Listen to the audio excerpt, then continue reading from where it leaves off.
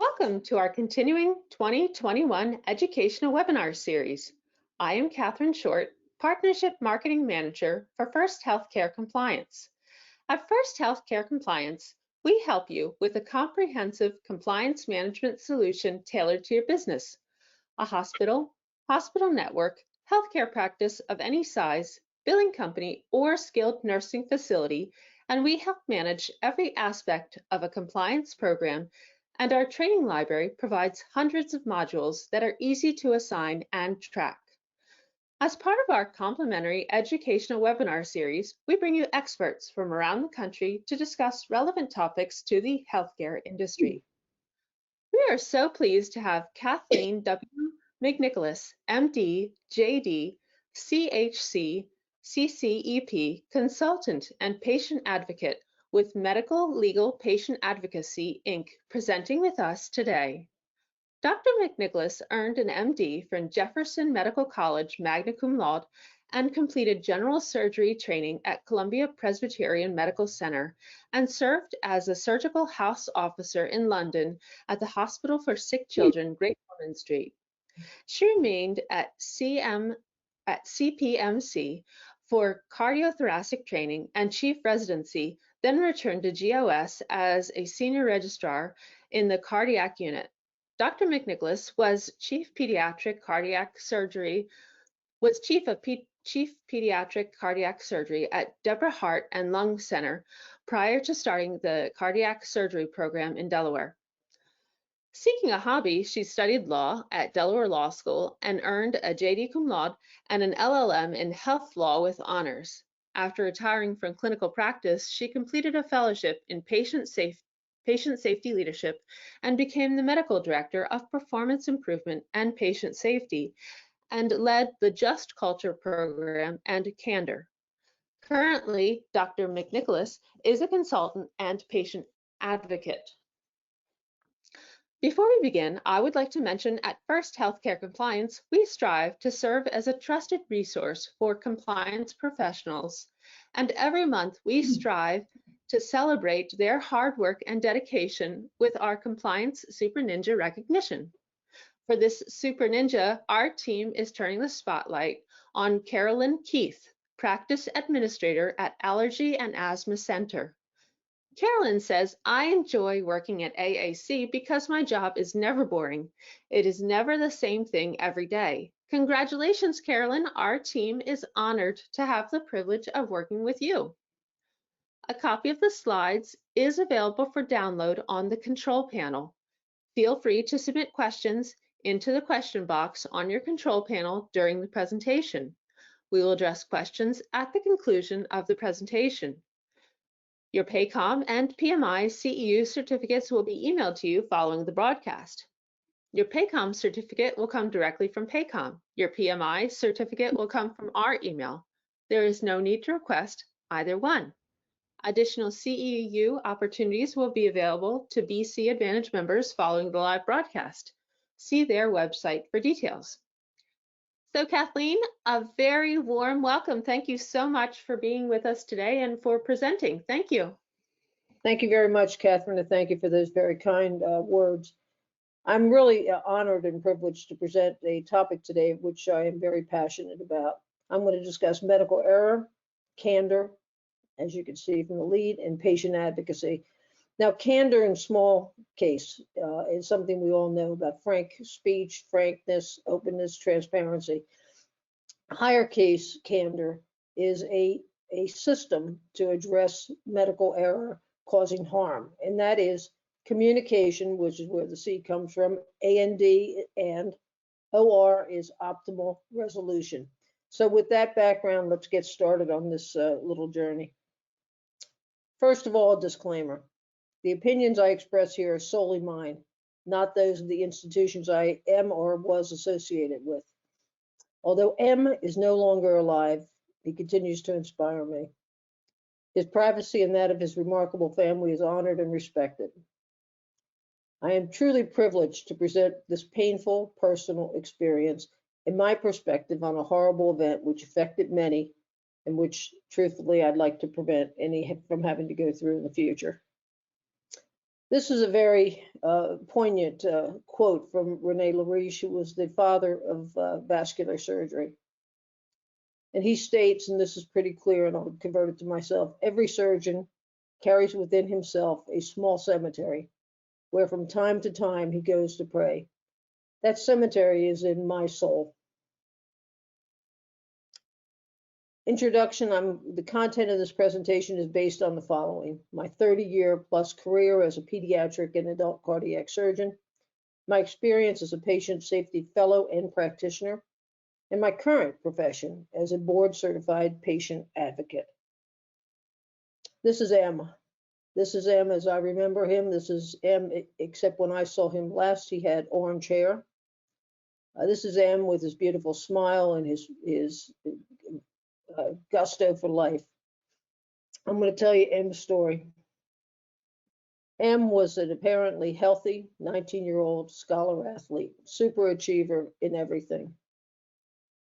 He had a reported brief syncopal episode, a fainting episode, following a record-setting distance swim, typical of M. At the request of the family, I referred him to an electrophysiologist for evaluation over his spring break in his first year of college.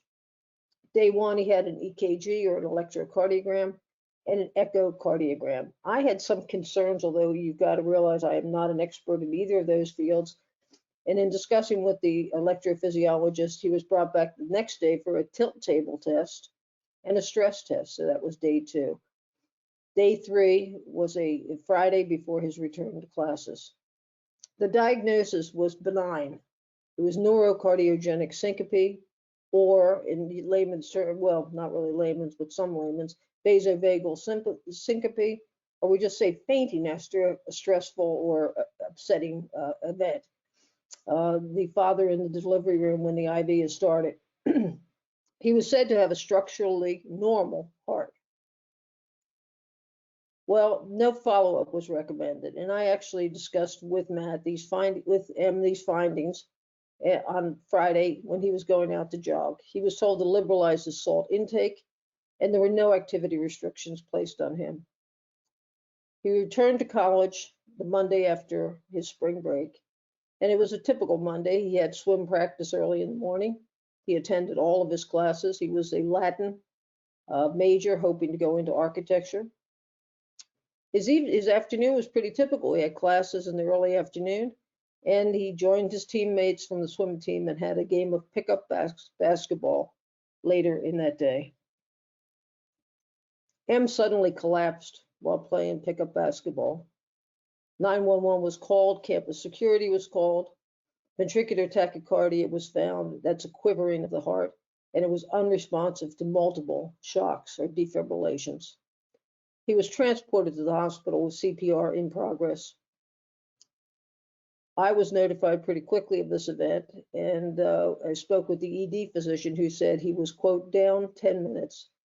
Further attempts at resuscitation would not be wise, and all attempts at resuscitation were unsuccessful. Death was pronounced.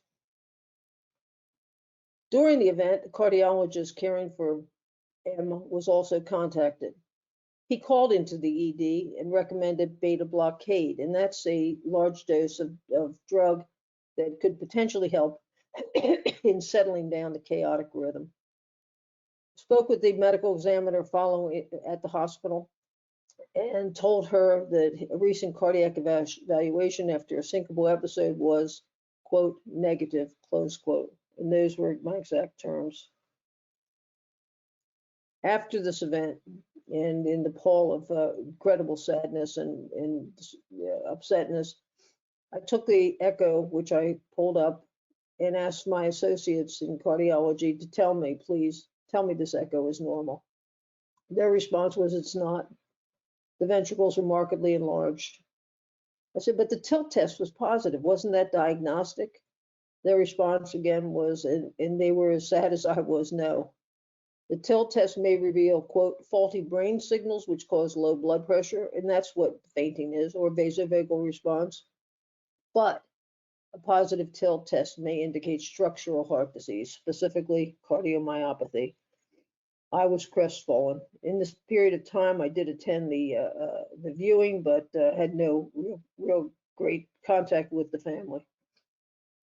The information that concerned me is the EKG shows some abnormal rhythms, which I was told by the cardiologist normalized with exercise.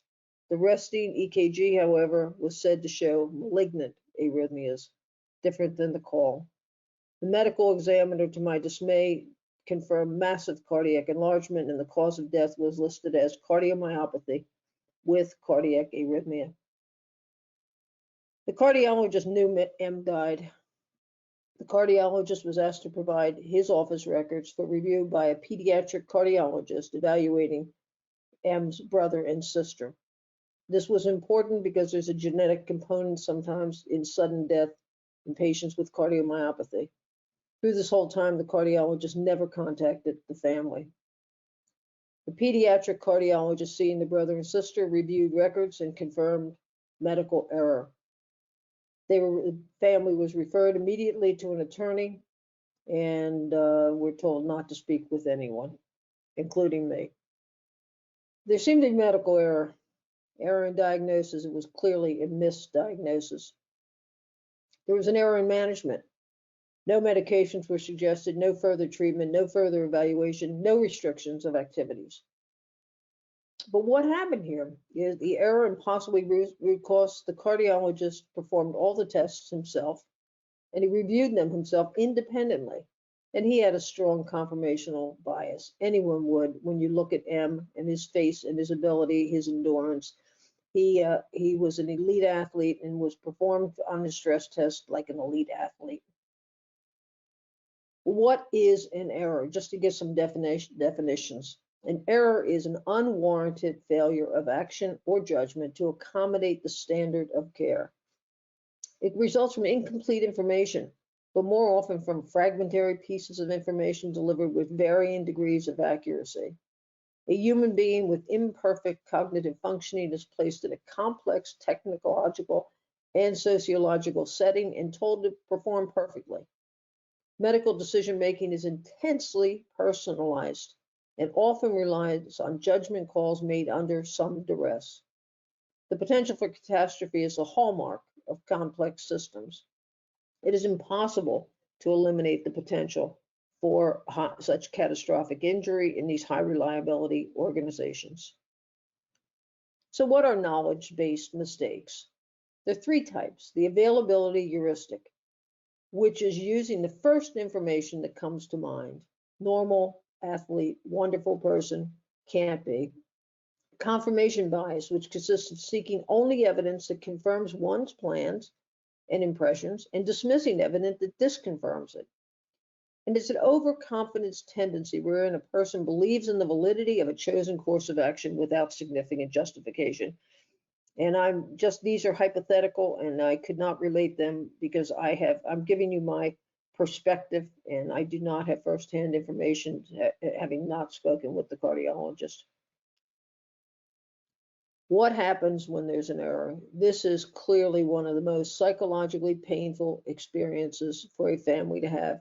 Now, bear in mind, it's not about us. It's really about the patient and the patient's family and those who are grieving, but we grieve too. Physicians are not generally, or here in particular, careless or lackadaisical. Top of class, Ivy League training, send your mother to them, fantastic cardiologist, wonderful trust, highly ethical person in this. Health professionals have an authentic desire to relieve pain and suffering of others. When they realize that the person whose care has been entrusted to them, this is a sacred trust, suffered harm due to error, the psychological impact can be, and in this case was devastating. An unpleasant stress response follows the realization that they committed a serious error. Stress about the patient's welfare, but likely about their own welfare as well, piles on. But what happened to M's cardiologist? I really don't know. He closed his practice. He relocated somewhere, essentially sort of disappeared. There was no contact with the local medical community. There were whispers, concerns, but nobody seemed to have firsthand information. There clearly was no contact with M's family, so he ran away.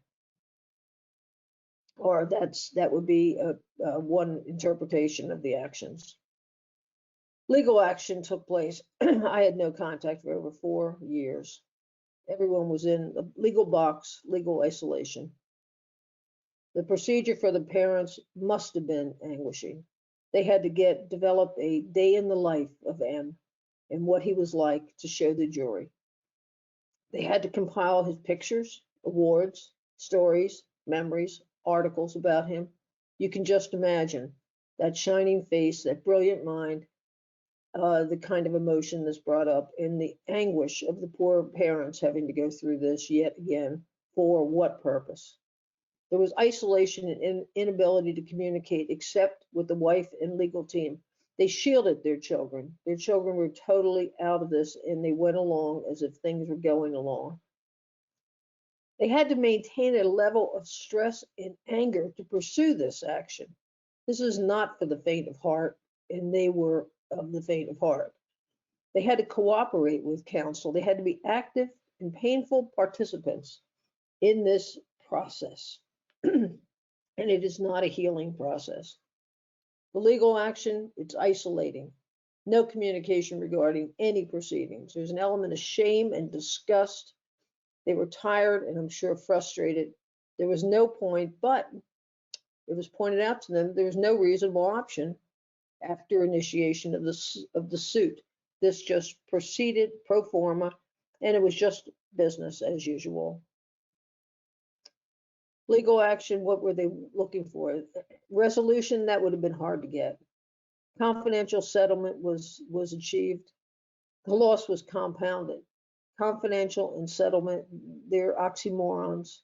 They were unsettled. They were defeated yet again, and they suffered the loss repeatedly. Years after M's death and the settlement, and I'm putting that in quotes, M's father asked for a meeting with the cardiologist. He apparently had located him on social media, and it looked like his life went on and he was a happy person, and it reestablished a very satisfying career. Before the meeting with M's father and the cardiologist, I asked M's father what he expected. I said, "Did you want an apology?" He said, "No, don't want an apology." "Do you want him to admit fault?" He said, "No." I said, "What do you want? What is your one wish and hope?" He said, "Please, I just want him to tell me I did nothing to hurt my son." Well, the meeting was going to go forward. Contact information was obtained by me. The call was planned. I had the little card in my pocket with the phone number. That evening, we had a medical society meeting about the crisis, the malpractice crisis that was going on, and the concerns for the physicians. When I walked into this meeting, there was a lot of whispering and people were talking. And I said, "Well, what's up?" And they said, "Well, the cardiologist died suddenly at home." That cardiologist, M's cardiologist. According to the obituary, he was buried 60 miles from where M is buried. M's death occurred in 1999. The traditional practice when there was medical error in 1999, and I was in a traditional practice, was delay, deny, and defend. There's an inerrant, that means incapable of being wrong. And a classic response when a patient suffers from negligent treatment: just delay, deny, and defend, and everything will work out. The traditional approach to unexpected harm provides limited information to parents, patients, and families, respond only to specific inquiries, avoid admission of fault, and in all cases, avoid malpractice litigation. Work with the risk management, work with your carrier, but do not make a case out of this. Insurance recommendations, because they're the ones that are going to be the payers in this case. The historic position when wrongdoing or negligence was suspected was advised not to admit liability, and that's in quotes, or responsibility for any wrongdoing. Offer simple explanation, just facts, ma'am, nothing but the facts.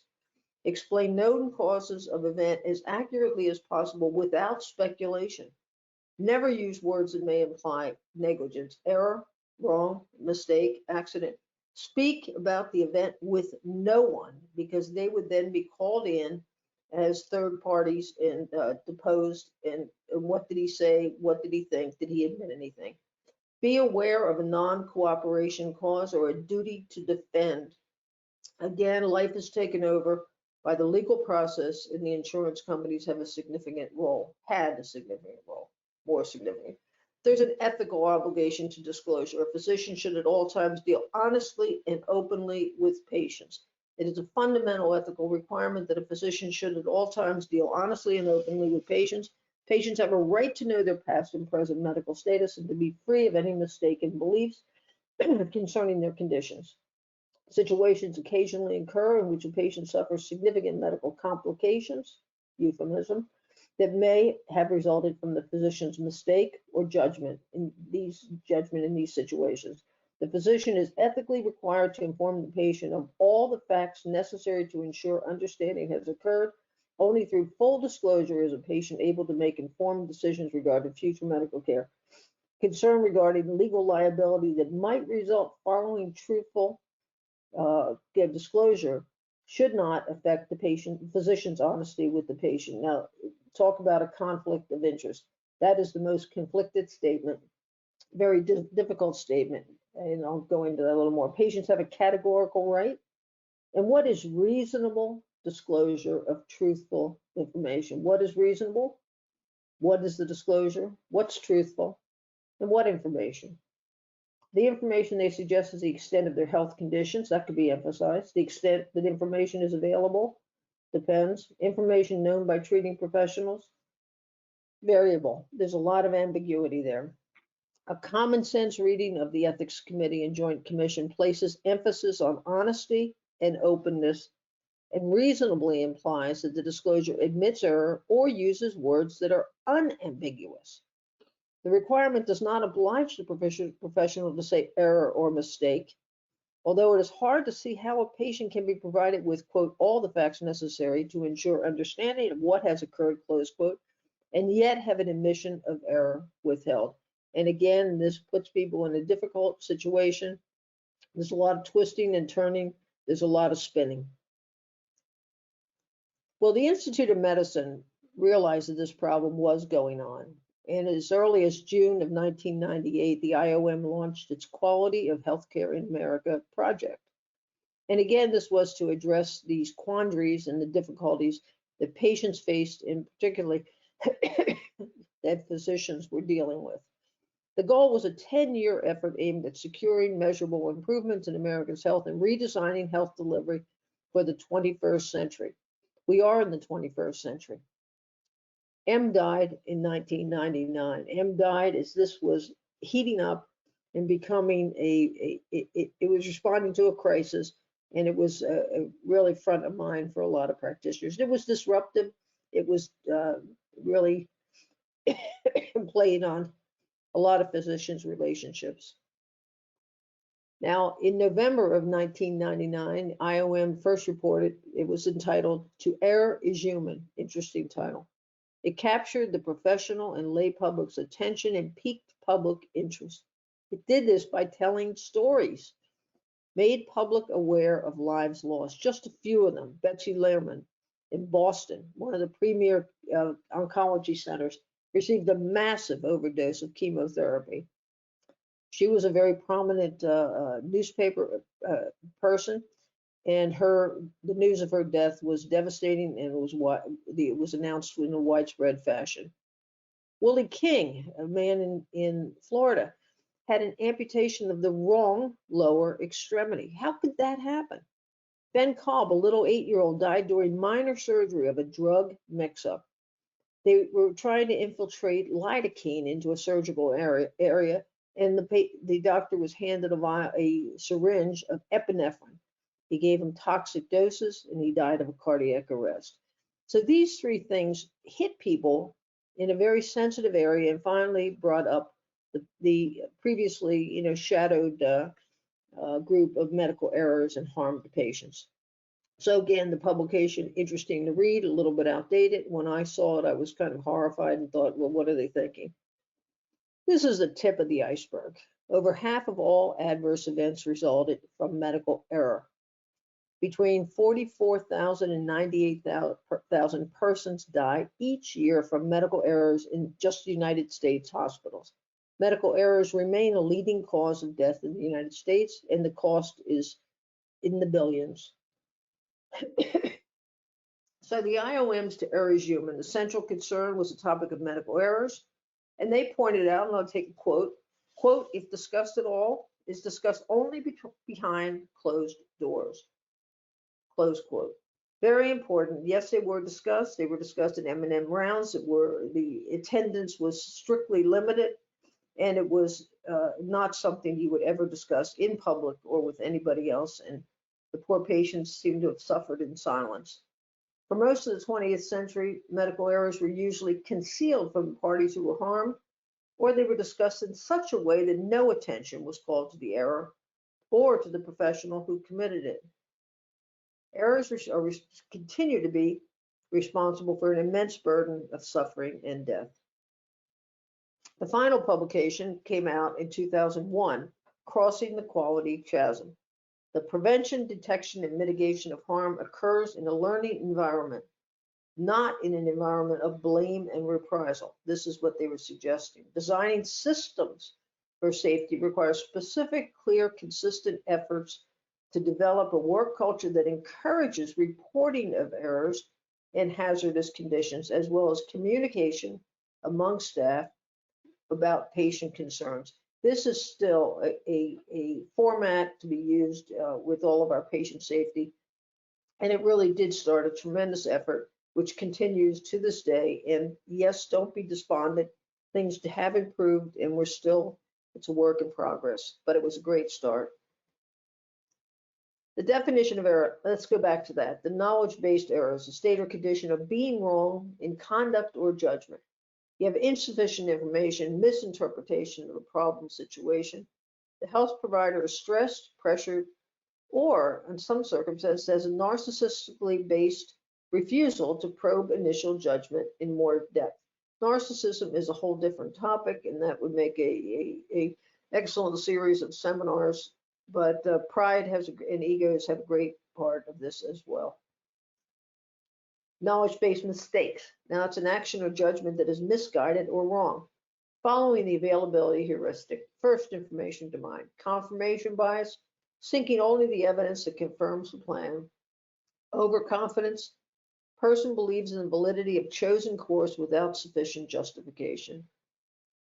There's skill-based errors, the disrupted routine. The nurse that is pulling out the syringe, that is reaching for the syringe, that she knows that's where she put the lidocaine and hands the syringe. It may not be marked. There are all kinds of problems that needed attention, and a whole bunch of human factors that were discovered with the reporting. Actor is so familiar with action that he performs it in an unconscious way. We always say we're so good at this, we could do it in our sleep, and sometimes I think people may attempt to do it in their half sleep. Rule-based error, failure to know a relevant rule. This goes into compliance. Misapplication of a good rule. Strong but wrong plan leads to failure. And that's what they used to say of surgeons, occasionally wrong, but never in doubt. Person should have known the applicable rule, should have known the rule was inappropriate or ill-advised. There is a systemic nature of medical error. There is no isolated cause of an accident. Now, the accident, the word itself means the harm that results from the error. You do not have motor vehicle accidents. You have motor vehicle collisions, and the accident is what results from the collision. People make errors, but systems can facilitate. They are not hardwired to prevent. They're meant to prevent, and we're trying to do that much more by making our systems better with the help of our human factors, professionals. A system can have faults that you can pick up, or latent failure, something that's hidden that enables errors to occur, or that fail to halt the error trajectory. You've all seen the arrow going through the Swiss cheese. finding all the holes. That's very, very simplistic. The model that would present this would be an arrow trying to go through a moving and three-dimensional hole, but still making it to the person. And unfortunately, the person at the tip of the spear is the patient, and the person that is at that site in the event is frequently blamed inappropriately for the harm that occurs. There's a moral rationale for error disclosure. Patients have a categorical right to a reasonable disclosure of truthful information. The information, as we've said already, is the extent of their health condition, the extent that information is available, and information in facts known. But there's a 2002 study in disclosure practices of 200 hospitals. More than half said of course, we always disclose death or serious injuries. As I said, somebody say, well, what's more is there to disclose? They just saw what happened. I said, well, that's not exactly the point of disclosure. When presented with actual clinical scenarios, respondents were much less likely to disclose preventable harms than to disclose non-preventable harms of comparable severity. The reluctant to disclose preventable harm was twice as likely in hospitals having major malpractice concerns. Communicating error. There are regulatory recommendations, but there's no consensus on how truthfully or how comprehensively the healthcare provider should communicate error to harmed parties. The Joint Commission says de minimis, the minimum amount available is possible. Patients, and when appropriate, their families are informed about the outcome, including unanticipated outcomes. Says we must clearly explain the outcomes of any treatment or procedures whenever those outcomes differ significantly from anticipated outcomes. We basically anticipate anything, so slip that up into the previous category. Well, concealment of medical error. Rationalization is common and profoundly inhibits error reporting and subsequent disclosure to harm families. This is a spin. You may use a cognitive process to convince oneself that their behavior does not violate their moral standards. This is, again, the extreme would be narcissism, and in everybody there's pride and there's injury to your pride when something bad happens. Rationalization, euphemistic language. Use a term that's a little confusing, or talk medicalese, that would confuse them as well. Use advantageous comparisons. Distort the consequences of the action. Displacement or diffusion of responsibility. I just wish that nurse had done something a little different or called me a little earlier. Attributions of blame. I really wish you had been here to take care of granddad. Perhaps this wouldn't have happened. That's an extreme, and I don't have a personal experience with that, so that's a hypothetical, bad hypothetical. Medical error and harm disclosure. Epidemiologic studies estimate that 44 to 66 serious iatrogenic, that's physician-caused or care-caused, injuries per 10,000 hospital admissions in the United States. Despite this, only 2 hospitals of more than 299 surveyed had rates within those ranges. Half of the hospitals reported making fewer than 5 disclosures per 10,000 admissions. Again, we're talking about 44 to 66. They're disclosing 5. Overall mean of disclosure was 7.4 per 10,000 annual admissions. The conclusion, hospitals disclose only 10 to 20% of serious preventable iatrogenic harms that occur in their patients. Harm disclosure, underappreciated, underrecognized or acknowledged, underreported, sometimes concealed, no disclosure, incomplete, incomprehensible disclosure. Which the institutions still see first notice legal action. They weren't even aware that this had happened within their institutions. Well, the medical liability crisis came to us in 2001, and it was experienced nationwide. With this, there were calls for transformations within the medical and legal communities. So this is our change in our approach to medical liability. In September of 2005, then Senators Clinton and Obama proposed the Medical Error Disclosure and Compensation Act, MEDIC.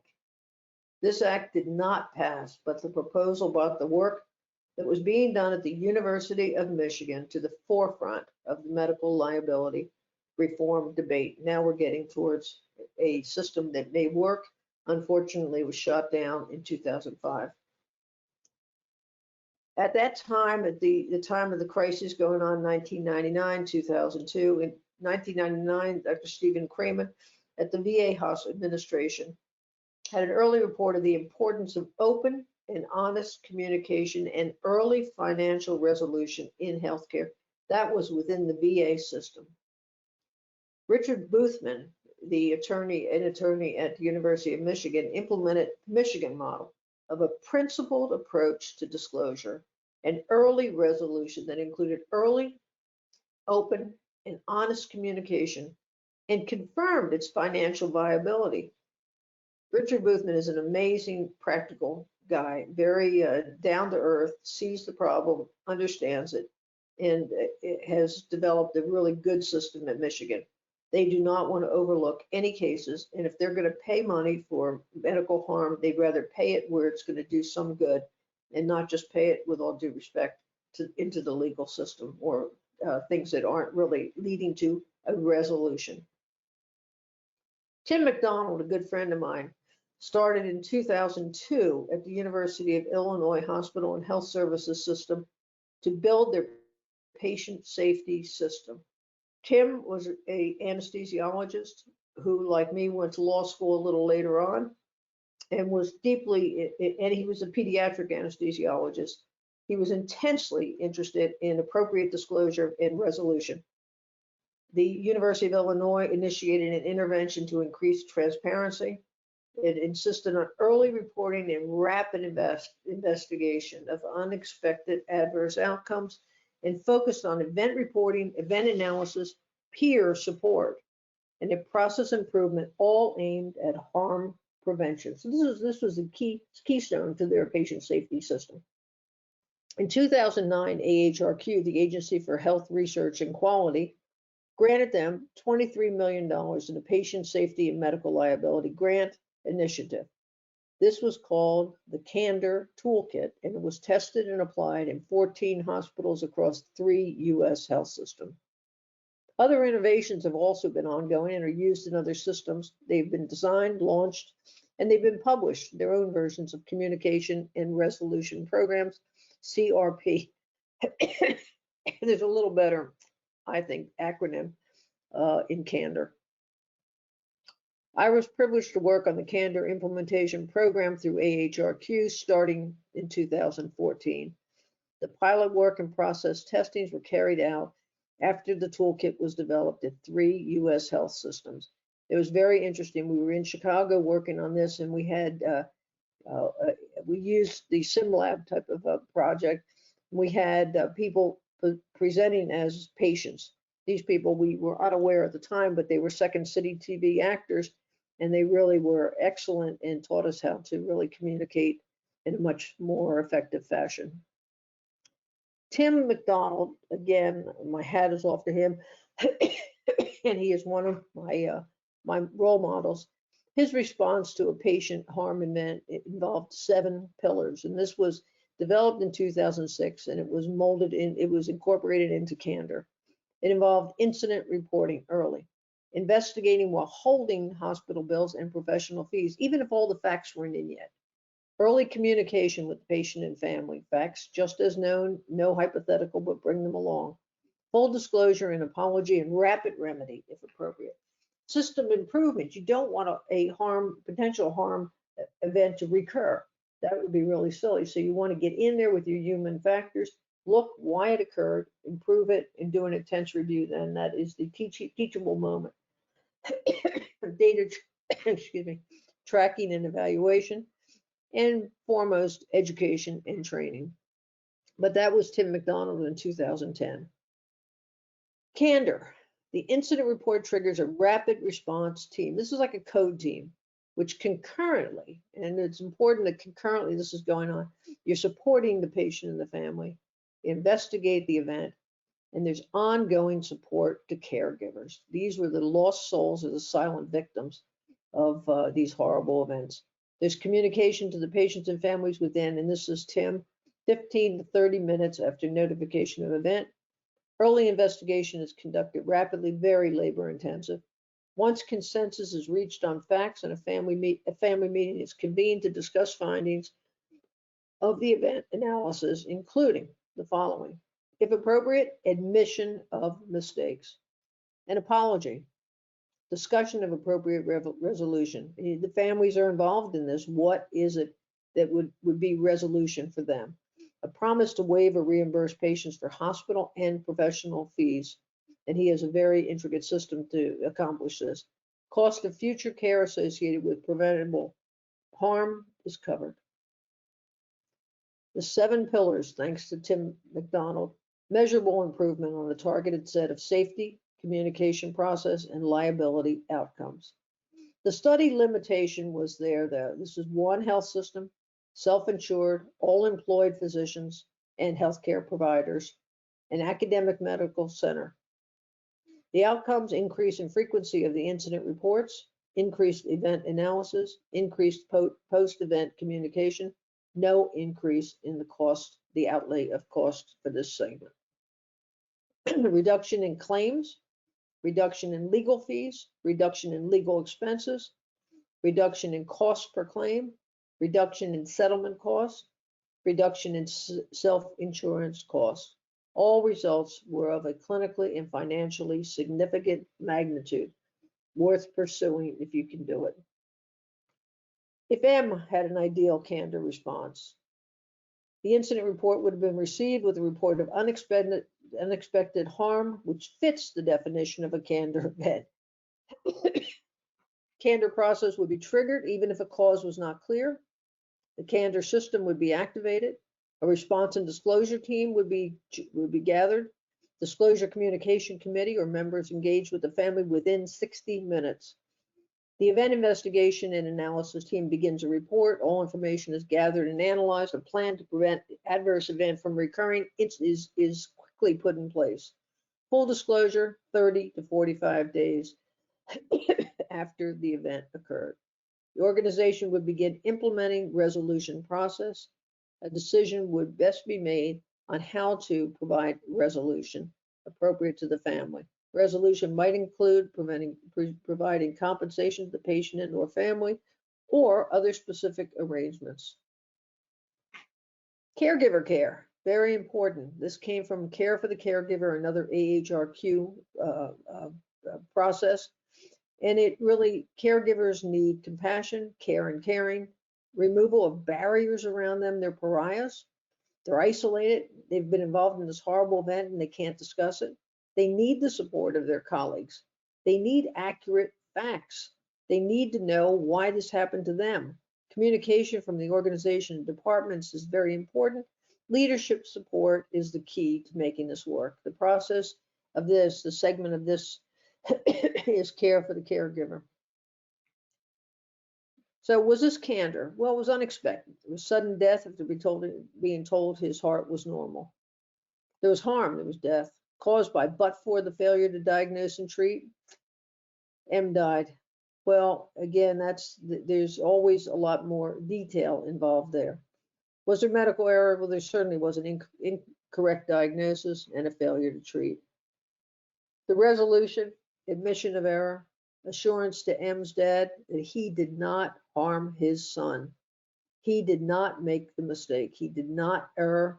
He did what he could for his son. He said he spent his life protecting his son, and he could not accept this. It would spare undue and ongoing pain and suffering, and there's no way to quantify that. The timeline certainly could have been compressed. Candor, and again, if you think I'm a proponent, is proactive, it's patient-centered, principle-based approach. There's a commitment to honesty and transparency. It's amicable and fair resolution that that honors the patient and the family and is worked out with caring individuals. The model continues to evolve. Now, this is, again, kind of a sneaky sentence. Candor works well when and where it works well. Candor hurdles, and there are hurdles, and this is not necessarily a easy sell and a light lift, it's a heavy lift. Was the harm unexpected? Well, we're all outcome hardened. I mean, we expect the unexpected. That's what our daily lives are. I went into the operating room not knowing what was going to happen, hoping. I mean, I said I knew I had a plan, but I had to prepare for the unexpected. Was there an error? Well, you have to agree to a reliable definition of error, and you can't believe how people fight the definition. Systematically apply the definition. Controversy over the term error. Error may be considered instead a recognized complication, a risk. Of course, the patient knew they could die. Of course, the family knew he could die. They had seen or heard of a syncopal episode. It was a cardiologist he was referred to. We're all vulnerable. We're all in the process of dying. Was this a possible outcome? Of course, any of us could die. Was this unanticipated? Well, by whom was it unanticipated? We anticipate everything. Did errors cause harm? Anticipate disagreement. If you have, I mean, as they say, as I said once, somebody said, well, it was a healthy baby with congenital heart disease. I said, that is not a healthy baby. You know, you can't, your definition of healthy and my definition could be different. And again, there is going to be massive disagreement. I should say, a little bit of ego and pride involved. And we seem to be error hardened and harm hardened. Good terms that are coming up in these days. Unexpected, who decides? What influences unexpected? Was this something the patient agreed to undertake when they undertook the procedure or were aware of their condition? Shouldn't they have known not to restrict his activities? You know, and is it a recognized complication? Harm, was it temporary, was it permanent? Death, it's pretty easy to assume, to figure out death, but death in an 89-year-old, is that unexpected? You know, they're all soft. Causation, was there a direct link of the error to harm? Is it a but for other factors? And again, the old definitions. Well, who decides and how do they decide? Is it a legal or a reasonable person standard? If the elements are satisfied, is there a preponderance of evidence? Is there clear and convincing evidence? Or, as I've been asked, how about beyond a reasonable doubt? And which is a pretty high standard applied to in criminal law. The environment is tough. It's outcome hardened. It's error hardened. And as I had a resident that would tell me whenever I told him something horrible would happen, well, we see this. And I think George was probably right. Elements of candor and the use of candor. It has to be generalizable and transportable to patients and families who experience harm. You have to provide support and communication. It's an ethical dictum. Detailed review of the facts in context is something they are owed. Not, I'm sure they understand, they saw it. Following unexpected outcome, families require compassion, acknowledgement of pain and suffering, empathy, access, facts, early and ongoing communication, supportive openness, honesty, and transparency. And they need trust and a trusting relationship. They need the truth. They hope that harm cannot be repeated. They need assurance. They need to know that they are not responsible for the error causing harm. In short, they require candor. So now I'm taking the system, which Tim McDonald and the AHRQ are so responsible for, of candor, communication, and optimal resolution, and putting in a lowercase of the normal words, plus kind of stealing from them the concept of still communication and optimal resolution. Factor in, really concentrate on the communication and the optimal resolution. Harm, loss, or unexpected outcome. Unexpected outcome, harm or death resulting from medical care. So the elements are the same elements: incomplete explanations, lack of communication, sense of abandonment, bewilderment, uncertain of person to contact, may seek office and hospital or call or send concerns. They talk to everybody and anybody, and everybody is related to a lawyer. Everybody is related to a doctor that certainly knows this could have been prevented. So you send a letter and you get a letter back.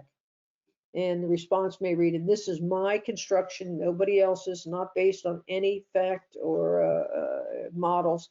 Thank you for contacting us. Your concerns are very important and we take them very seriously. Your case was reviewed by the attendees and staff who found that the care provided was appropriate and met the standards of care required. We extend our condolences and assure you that we always strive to provide the best care possible to all patients. Not helpful. When candor is unavailable, Candor may be sought. Candor elements not met after the process initiated and care appropriate. That could be addressed. Candor event missed, questions remained, and communication sought. This is where a patient advocate steps in and may, and I think have helped patients get through this muddle in a supportive way. So when there's an apparent lack of transparency and access, missed settlement opportunities, prolong the process for complete resolution, significant stress and agony in all parties involved, hinders care improvement, and leaves others vulnerable. Missed opportunity for systems and performance improvement. Patients and families without answers seek resolution elsewhere and anywhere. Families will forgive errors, but will not forgive concealment of truth or lies. It is important for everyone to understand that families have firsthand information and they don't have just versions of the facts. So you don't want to sit down with them and start out by telling them what they should think or what they saw when they weren't there. The role of the patient advocate, and that's something I am now proud to call myself a board certified patient advocate. Patient advocacy is an area of specialization in healthcare concerned with advocacy for patients, survivors, and caregivers. Patient advocates give voice to these three groups of patients. Patient advocates help guide a patient or their family through the healthcare system. Advocacy is an ethical imperative. Advocates question the status quo or find and explain information or options. We're here to help. Courage to deal with patients and families who have suffered harm caused by medical error. The understanding that there are no eloquent words to speak of loss. It's a tough process. Courage to honor the pain and the grief of the families. Respect and dignity of families and patients deserve. That's the courage part of it. And this is softly modeled after a very eloquent talk a friend of mine, Maureen Stratford, gave called Dorothy's Ruby Slippers and Our White Coats. She also said that we need a heart full of wisdom, a compassionate heart, and a profound connection. As Maureen Stratford said, and she unfortunately died last year, compassion, intelligence, and courage must be blended in a finely woven tapestry to form a patient advocate. Requirements for patient advocate: proven competence, relationships, humility or integrity. Competence, relationships, humility equal credibility, according to Navy SEAL Chris Fusel. And this is one of the things that I keep in the front of my mind at all times in dealing with any patient. Patient advocacy: if candor is the process is followed and followed well, and if accepted communication and resolution are provided, the advocate bows out. There's nothing essential and nothing they can do to be helpful. They can be there to assist, but they seem to have gotten the benefit. Candor, if rejected, the patient advocate reviews the decision and explains rationale with family who may understand. If this leads to resolution, support as needed, or consider legal action. Candor, if no contact following harm event caused by medical error, patient advocate supports the patient in requesting communication and explanations. We empower people. If rejected, the case is reviewed, and if resolution cannot be achieved, other options explored with ongoing candor. If no communication and a serious unexpected outcome, patient advocate works with the family to provide a review of the case, explores options available, including family meetings with providers if possible. A resolution is sought through explanation and acceptance or legal action. If communication fails and the likelihood of negligence, case is reviewed and legal referral may be initiated.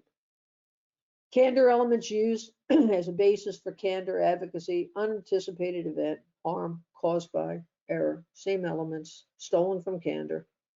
So candor is, in the goal of lowercase candor, communication and optimal resolution. We're looking to get resolution for the family and some closure for them.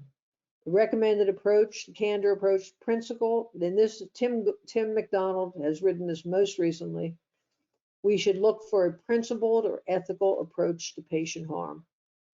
We should have normalization of compassionate honesty. We need robust reporting of patient safety events. We can't fix what we don't know. It's just like you can't cure what you can't measure. And we really need people to come forward, and we're making tremendous strides in all these things. Human factors-based analysis. More than anything, we need open and honest communication following harm events. Thank you, Dr. McDonald, for being my mentor and hero and bringing this forward and making a very difficult case. And hopefully we can prevent this from happening, what happened to M, from happening to other people. And also, not to minimize the stress and the pain of M's very caring cardiologist who left us all too early, and the silent epidemic of burnout and loss of compassion fatigue, it's called. So I'd like to recommend everyone to Candor and Candor.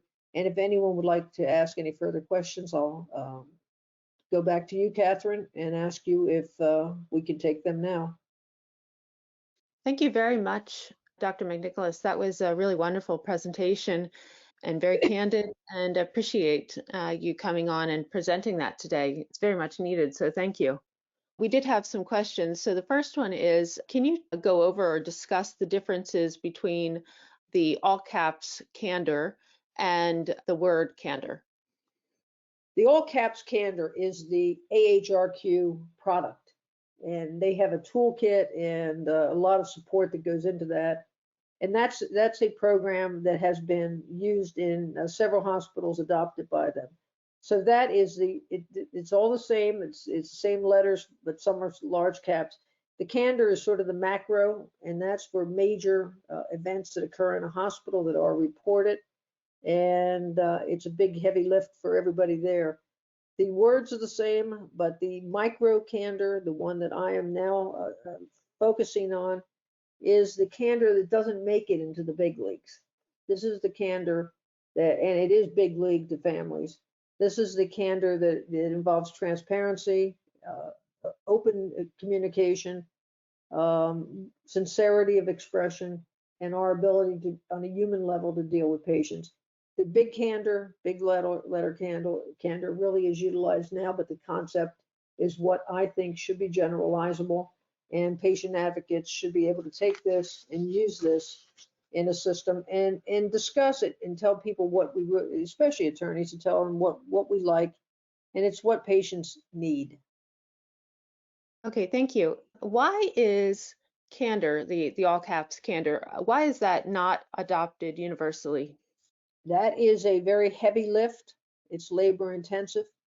It is resource intensive. It works well in an all-employed situation with physicians when they're all under the same legal umbrella and their insurance is all the same. It can be used anywhere with the agreement of outside attorneys, community lawyers, but there's an incredible amount of buy-in that is required. The organizational buy-in I have found is really quite robust, and that's an easy one. But then it's the Department of Safety. This is part of a culture of safety, and everyone wants a culture of safety. But I think in this case, I have taken and used Candor not to be threatening, but use the concepts and apply it to a particular, well, it's a huge segment that are not carved out into the major or the uppercase Candor people. But it's, people are busy.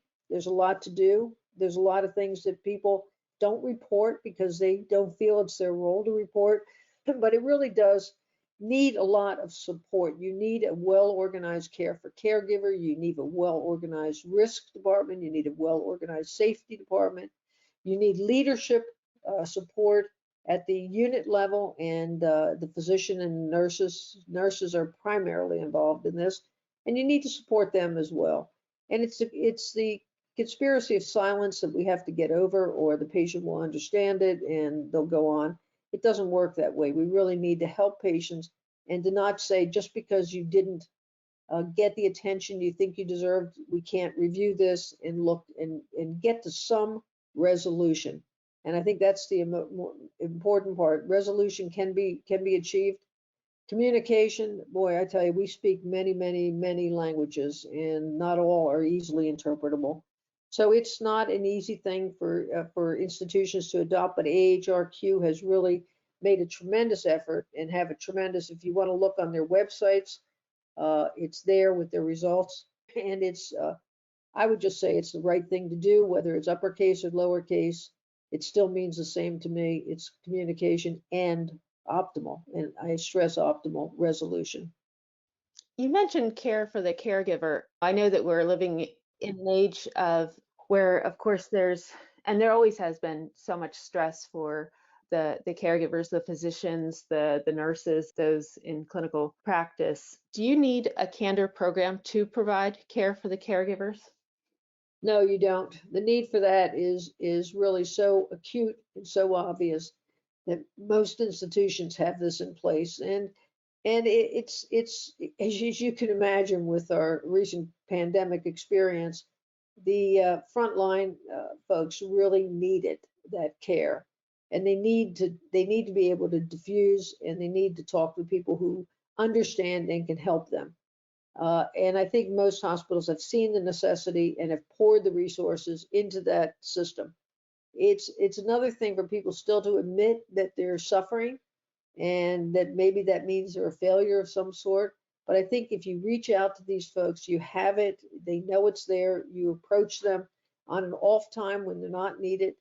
I think the most important thing is people, as M's father, I mean, they really want to know, were they the cause of that horrible outcome, or was there something else that occurred? There's a group of people that are so eager to talk after the events, and we used to have post-event debriefs, or I used to have them when I was actively working. Not active, I'm always actively working, when I was employed, let's say. But it was wonderful because people really got the support of those around them. The first thing you'd ask, well, who's responsible? And everyone's hand would go up.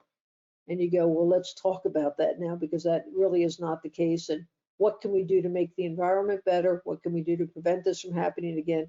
They want to be involved with with acknowledging the event and with preventing it from happening again. That's the major difficulty. You don't want to ever see this again.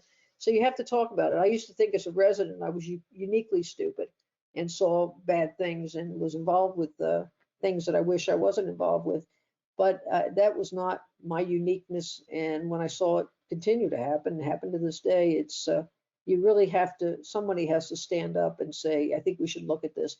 And the nurses are incredibly empowered to raise their hand and say, we need to review this. I need to know what happened. I need to know, what was it my fault? What was it? We have found incredible things that led to events that you wouldn't, I could write books about it. It's amazing. But I think care for the caregiver is something we owe every person that we care for as human beings, that kind of compassion. And it's sort of the courage and the heart that Maureen Stratford speaks of. And we need to weave that fabric around everybody and lay it on them. Do you think that in the last 20 years or so, has there been a difference that you've seen at all in the younger generation of doctors and residents coming up? Are they teaching anything in medical school now? Have there been any changes of how the younger people, how they deal with, when an error occurs, as opposed to perhaps those of us who are older, where, it's a struggle to admit perhaps something happened and to deal with that guilt? Do you find that there's a difference between the generations in that? There is no question. This process that began in the early part of this century has been really vibrant and caused immense changing. Team training is a very important concept, and it really allows people to communicate. You introduce yourself, you know who's there on your plane. Aviation made a big stride. Patient safety is part of every medical school curriculum. The influence and the cross fertilization is wonderful. The fact that you could call a human factors person to look at the situation and find out why somebody with a stroke fell in the bathroom, when we have right-handed bathrooms and left-handed bathrooms. So I think medical students are thinking that way. They are communicators. And I think that is going to change the way that medicine is practiced. The support of the young physicians is there. And I think we just can't let them be harmed and let something happen. The cardiologist that I spoke of was not an old person. And he had many years that were lost because of, I think, because of the effects of this. But again, that's my feeling, the effects of M's death. So I think, yes, Catherine, we have made tremendous strides. There's still a long way to go, and it's an ongoing process, but we have wonderful people in the field. Leadership has really done a lot. I mean, every hospital is now focused on patient safety, not just their ratings, but they're really the patient safety that they provide. So I'm very proud to have been associated with institutions that do this, think very highly of this, and I'm very proud of people like Tim McDonald. And a lot of physicians are being trained differently, and they're being trained in different cultures of medicine. And I think that really helps. And you've got to slow down, and you've got to think, as we talked about patient safety ethics, it's vigilance, mindfulness, compliance, and the biggest dose we need is humility. And I think they're given this. And I'm very proud of a couple of people, a couple of my friends' kids who have just graduated from medical school, and their enthusiasm, we can't stifle it. Bad things happen. Sick patients get sicker, and we need to be able to prevent this. And I think, yes, I'm proud to have been there, and I'm proud to still be able to be there and helping patients, which is my real desire in life. And I've added my contact here, Catherine, if you didn't notice. Good, wonderful. Well, I wanted to thank you so much. Did you have any other words of advice or anything that you wanted to leave with us today before we wrap up? I just thank the audience, which it may have been a little heavy emotion in medicine, but this is a story, and M is buried very deep in my soul in that little cemetery, and I'm looking at his picture now. So just remember when you see that we can help people, we can help their families, and we look at our failures and we want to improve, and that's performance improvement is really something that is buried in a different section of the cemetery. Well, thank you so much. We very, very much appreciate this. Attendees, please use the contact information on the screen. If you have any questions, you can contact Dr. McNicholas directly. You can, if you have any other questions that you think of, you can send us those and we'll forward them on.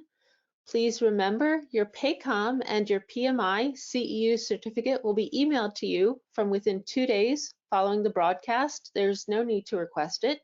You can register for future webinars or request a demo of our compliance solution on our website at firsthcc.com or call us at 888-543-4778. And thank you for joining us.